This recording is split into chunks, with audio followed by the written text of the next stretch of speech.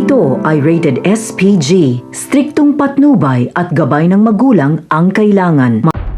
Isang mapagpalang araw kapamilya. Mabilis talaga ang karma at mukhang matatapos na ang kayabangan ni David dahil masusukol na siya matapos ang habulan sa pagitan ng grupo ni Ramon at ni Marcelo, kasama nga rin itong si Tanggol.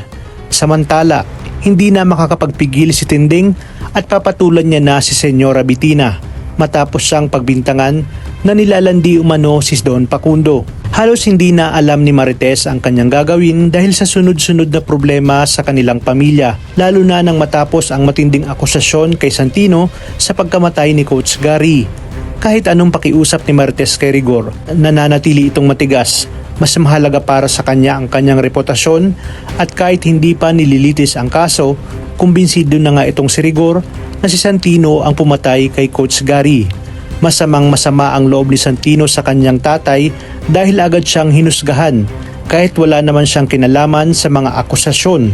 Habang si Tanggol at Marcelo ay pumunta sa posibleng bago nilang kliyente na si Mr. Villegas, hindi nila alam na nauna na roon si Ramon at David upang bulugain sina Don Facundo.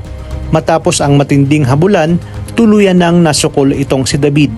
Halos lumubog si David sa kinatatayuan niya nang sabihin ni Marcelo na tuluyan na siya ni Madonna.